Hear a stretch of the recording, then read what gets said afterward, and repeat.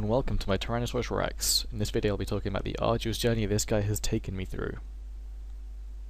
In the very beginning, the model was designed to act as some kind of mobile artillery, which is why the Tyrannosaurus-Rex was chosen because of its muscular frame and gigantic head, which was perfect for mounting a weapon.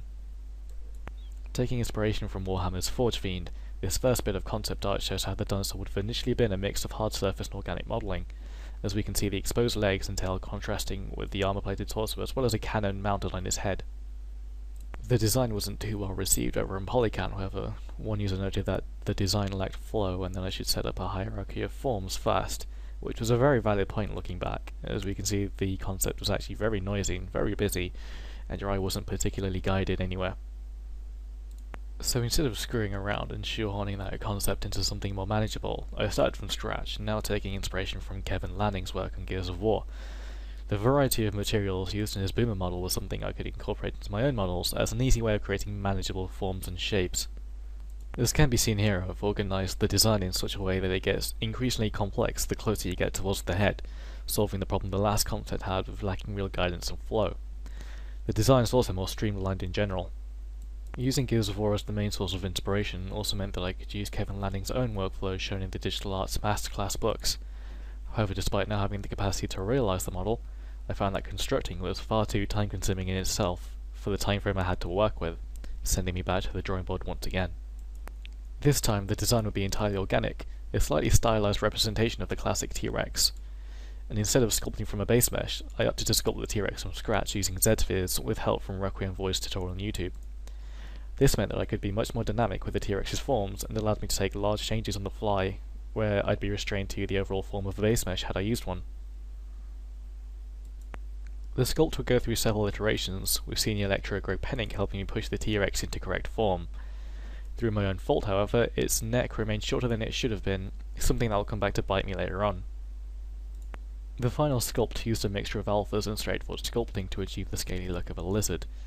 Using studies of T-Rexes and other similar dinosaurs such as this Allosaur as a guide for sculpting musculature, and basing the detail work on industry professional Kevin Bryant's own sculpts.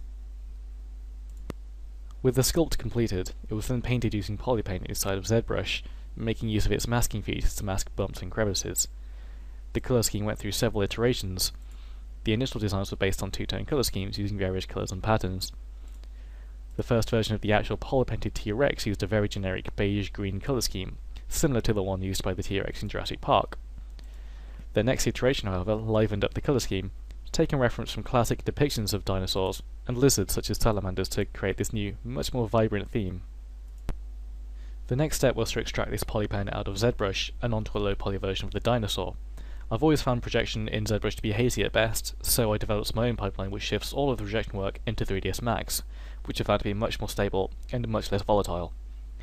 This workflow simply involves giving the sculpt some temporary UVs where it can store its polypaint to project onto a low poly in 3ds Max. The sculpt is first brought down to its lowest subdivision level, and then given temporary UVs.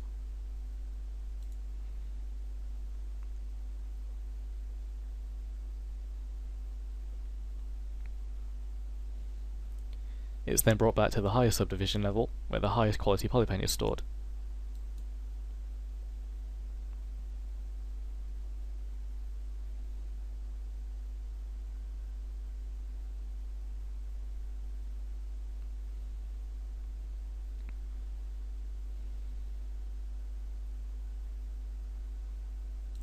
The high quality polypaint can then be captured into the UVs. The sculpt is far too dense to export as it is, so once again it's returned to its lowest subdivision level.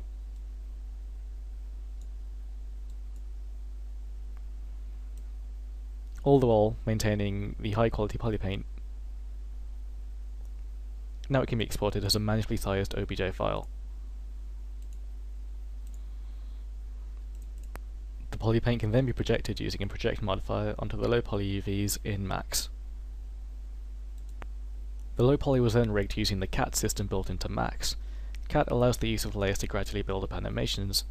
As we can see here, the basic walk cycle is stored in the first layer. The second layer adds shifting movement to the torso and around the head. The final layer stores extra animations that add an extra bit of realism. The walk cycle took inspiration from the animations of Primal Carnage's own T-Rex. I took key details such as the sense of shifting mass around the hips, and the slight proportions of the torso on every stride, into consideration on my own walk cycle. The other key detail was how the head is always active, and always moving around, giving the sense that the T-Rex is very much alive. Unlike the walk cycle, whose creation was assisted by preset animations given by CAT, the idle animation was entirely keyframed by hand. Regardless, the same principles of awareness and lucidity in the head, and accurately depicting shifting mass, still applied. This, however, was where the T-Rex's short neck gave me some trouble, as the T-Rex has clear difficulty in looking around. This is most notable during its roar, where the movement of the neck and head is much more rigid than it should have been, and would have been if the neck was longer. With all of the animations and texture maps created, the model could then be imported into UDK, where it was tested as an NPC.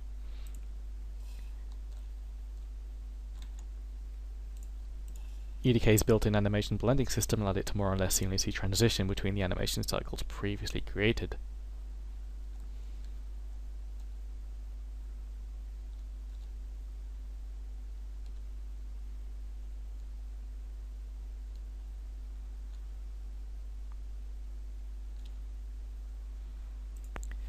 To present the model and its animations, a custom scene was prepared that mimicked the simplicity of the Primal Carnage scene shown earlier. Careful color grading, post-processing and camera animations gave the scene a cinematic quality.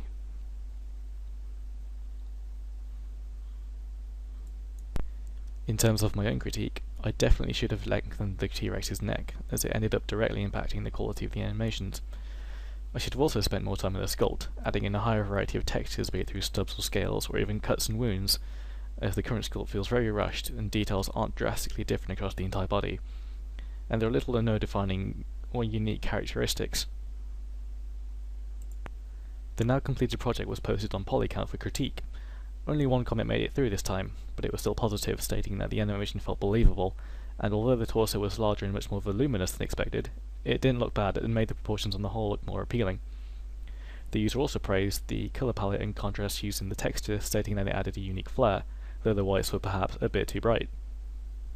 The animation and skinning were also deemed of good quality, though some disproportionate skinning meant that there was a little too much stretching in the back of the legs during the walk cycle. I should have also created a low poly topology with animation in mind, as the current topology gives little room for the limbs to animate independently from the body, which was the primary cause of the gratuitous stretching during the walk cycle mentioned previously. And that's all for this video, thanks for watching.